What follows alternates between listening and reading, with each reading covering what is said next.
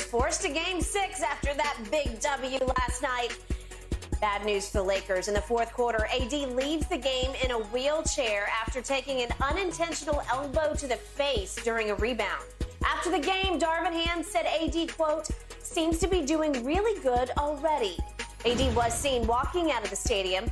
But, guys, his status for Game 6, that is not clear. Shannon, on a scale of 1 to 10, how confident are you right now the Lakers will win Game 6? I'm going to go 8. Really? Yeah, because I thought all along I just don't like the Lakers in prosperity. They don't do well with prosperity. When things are going well, they seem to like, okay, we're good right now. We do have another game to come back home to and play for in Game 6, and then we'll just end it in front of our home crowd. And so for me, the Lakers are 6-0 in the postseason. They're 10-0 at home with LeBron in the lineup since the trade deadline, winning by an average of 14 points. The Warriors have won 2 games in the series. In both games, Skip, the free throw line. They made 10 in game. They made 10. Lakers made 10. Game 2. Game 5, they made 50. They shot 15. Lakers shot 15. In the 3 games the Lakers have won, they have a plus 11 advantage. So that's their advantage, is getting to the free throw line. But I'm fairly confident. I'm an 8. I'm not a 9.5, 10, but I'm a solid 8. Solid 8.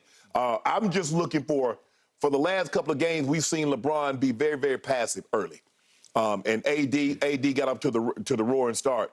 But I need both guys to get up to a roaring start, kind of like Andrew Wiggins and Draymond Green did last night. At some point in time, you're playing with fire here, and I don't know. And I know LeBron understands what Golden State's capable of, but I'm not so sure the other guys understand what this team is capable of doing. Because at any given moment, we haven't seen Game 6 Klay. Clay's struggled the last 2 games. Is he still there?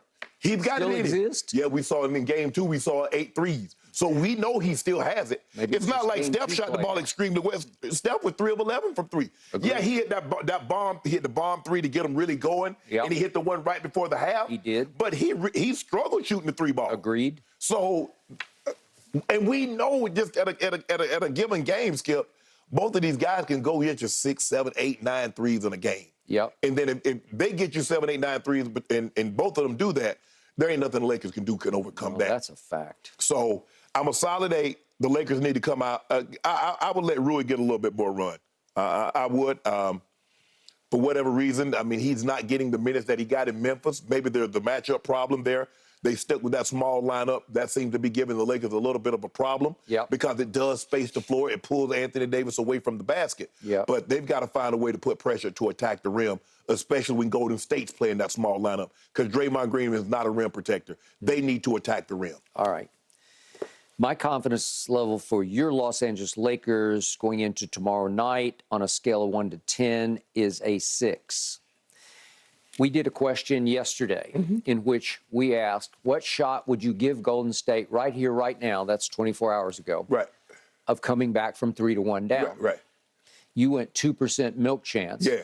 And I said, I'm going 1% right here, right now, as we sit, because I thought they were going to go close it out in 5. No. I said, if they don't win tonight, the Lakers, and it does go back to Game 6, You went 50. I went up to 50% that they could come back and win 3 straight games, because as Steph so correctly and aptly and significantly pointed out in his on-court interview on TNT right after the game, the pressure now shifts to the Lakers. And it does. The pressure was all on Golden State last night because they had to win it all. See, this is why I disagree, Skip, Okay. because the pressure's on the Golden State. Because the Lakers lose, there's a Game 7. If Golden State lose, what is there? Next year. Do you really believe your Lakers can go back up there and win a Game 7? Because I don't. I do, because they won one before. Okay. They won Game 1. They won Game 1. Yes. They were up 14, right? Yes. And they almost blew it. But they did. won. Has Golden State won at the crib? No, they haven't. I just don't. Okay, I got you. And they won in the regular season at Golden State. All right, now let's deal with the big 6'10" X factor. Yes. The biggest elephant in the room that now has a headache at the very least, and that is Anthony Davis. Right. Okay, so the play in question transpires, and when it first happened, I couldn't even see it. Right. It took me about 3 replays to grasp exactly what happened. And it looks like Looney I'm not sure it's an elbow that he gets him with. I think it's back of his hand. No, it's a forearm shiver. Yeah. It's just like your basic side. You know, it's your your forearm bone, and he just got him. He got him along the jawline, and he jacked him pretty good. But when it first happened, I didn't think it was that big a deal because it's not like he accidentally caught him with a fist or an elbow, which can be a little more, injurious. So I was shocked that he stayed down. Sometimes he can be injury prone, and I thought, well, okay, he'll stay down for a second, and then he'll be okay. Right. And then he wasn't okay, and he goes to the bench, as you know, and his head's in his hands. Right. And I'm thinking, uh-oh, this is not good. Then Chris Haynes reports on TNT that he wobbled to the sort of the doctor's room. He didn't go to the locker room. He went to the medical room, and that he needed assistance to walk. Well, that's not a good sign, obviously. Nope. And I'm going to guess, I know there are a lot of jokes about the wheelchair and Paul Pierce and all that, but I'm going to guess that the doctor on site said, I think you need to ride the wheelchair to the locker room because we don't want you to keel over and hit your head on the exacerbated situation. Yes, right. Because it's just a little dangerous right now. So why don't you just go ahead and sit down in this wheelchair and we'll just roll you to the locker room. I'm not going to read too much into that, except that sounds like a concussion to me. Yes, right? absolutely. And yet they never announced concussion last night. They did not officially signal that or validate the fact that what we all suspect that it's a concussion. So are the Lakers trying to avoid the label of concussion? Are they trying to stay out of the protocol? Because to me, in reading the NBA protocol, it's pretty close to as strict as the NFL's protocol. Right. And obviously, you can take a shot in an NBA game that's right up there with an NFL shot. It's far less likely, but you can if you're in the wrong place at the wrong time. Plus the thing is you don't have a helmet on, so if you catch an inadvertent elbow to the head or you catch a knee or something like that, Skip. So obviously you can hit your head on the floor. You can. And so you can definitely get a concussion.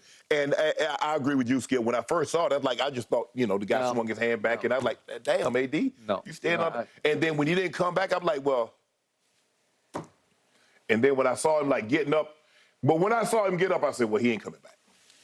He ain't coming back. Okay, so what is your gut level feeling? Is he concussed, and will he be able to pass any kind of protocol that will allow him to play in Game 6? Remember, Darvin was wildly optimistic after the game. Right. Oh, he looks good to me right now. Well, maybe he's just wishing and hoping. Wishful thinking. Yeah. I think he's definitely going to play, Skip. I can't see a scenario in which he doesn't play. And I think that's why they avoided using the term concussion, to make sure, he didn't have a concussion, but he didn't look good. I mean, the way he wobbled to the bench and the way he sat on the bench, and then you saw him get up and leave, Skip, he was walking very, very gingerly. So it's not good, but the thing is he has today and, basically tomorrow, 7:30 is the game time. Yeah. So he has about 46, 47 hours before he has to. So I think they re-monitor him after 24 to see if he has any symptoms. Right. And see if he can pass their protocol. And I have no idea. All I know is it didn't look good. Right. It looked like a concussion to me in symptoms post blow to the side of the face. Right. So I'm not sure he's going to be allowed to play. I hope you're right, because I don't want to see this series decided by no AD in Game 6 or maybe even Game 7. But the point is, I do agree with your biggest picture. LeBron's got to seize control of this from the start. He's got to set a tone from the start, because I'm looking at usage rate from last night. AD had the ball in his hands by far the most. He was 33%. LeBron was 27%, which is usually LeBron's up in the 30s. And yet, once again, Steph played pure point more than LeBron did last night. And I know LeBron wants to stay off the ball and try to conserve some energy.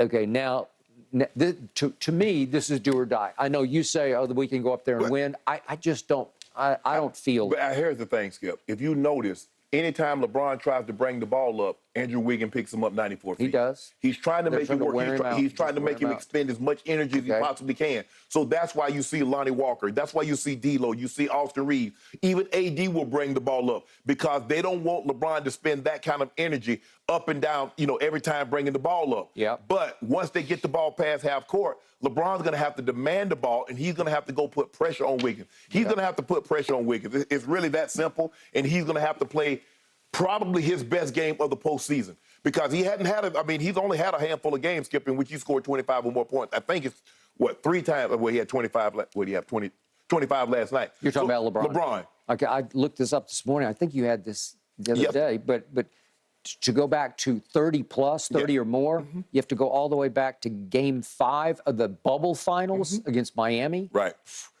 Wow, that's a long time ago. Yes. So that's, it's 18 consecutive playoff games below 30. Right. Okay. Well, that is shocking to me. Exactly. Okay, because during the regular season, he was just like auto 30s, Yeah, right? exactly. He had a stretch where that was a couple of years, year before last, Skip. Remember, he had a stretch where he was like 10, 11, 12, 13 games where he was in the 30s. He had like 20 games were above 25. And you know what happened on his birthday with his mom and wife in the front row in Atlanta, and then he just explodes toward Kareem, right? Which was, what did you say, February 7th. Okay. So December 30th to February 7th, we should go look that. He must have had, I don't know, 6, 8, 30-plus games. Easy. Because remember, he followed that up in Charlotte, had 47. Okay. All right. So this is shocking to me. Whatever he's got left in him, right here, right now, you need all of it. All of it. Just every bit of it. Because I'm going to say this about Golden State, and I'm saying this in a completely positive way. I think they're the greatest front-running team I've ever seen because they lean so heavily on the three-point shots. And if they start raining threes on you, you're in trouble. Yeah, and do they start showboating and hot dogging and chest beating? And Steph can be relentless with that. Draymond can be insufferable with that. They suddenly reversed the whole momentum last night, and you're going to have to physically knock it out of them. You're going to have to just say, no, we're superior to you in the paint. Last night, they weren't superior in the paint. No, and Skip, they got out rebounded. I mean, that's a small team. You can't get rebounded by 10 by that small team. And again, you shot 15 free throws. You need to shoot 30 free throws, seriously. Yeah. And you need to make 25 out of 30, and that will offset whatever threes they rain on your heads, yes. Right? Yeah, I agree. Okay, so neither Steph nor Clay has been exactly hot-handed in this series, except for Clay in that one game shooting 8. Well, if he goes Game 6 Clay, you could be in trouble. If Steph just starts feeling it, you can be in trouble. So the point is the tone has to get set. And I think the Laker crowd has been very good this year. Oh, they've been Feels great. like they're back. They've been great. Okay. Well, whatever it is, I don't know if Jack's going to be back in his seat. He was there the other game. Yeah. But you need that crowd to lift them and try to take some of the life and front-running confidence out of Golden State. And again, to me, you better do it tomorrow night. I totally agree. I mean, you just got to finish some. LeBron missed about 2 or 3 point blank. He had an and one. He didn't finish that. He had a couple of point blank putbacks that he didn't finish in. And guys, you just got to finish. That's really as simple as that. And you got to get out to a better start. You can't get behind 17-5 and just, because you exert so much energy coming back. Yeah. And when you're talking about a team LeBron on those legs, the last thing you need him doing is trying to exert extra energy in the first half because it's going to leave him drained in the second half. Okay. I'm going to show you one last LeBron play, a quote-unquote defensive play.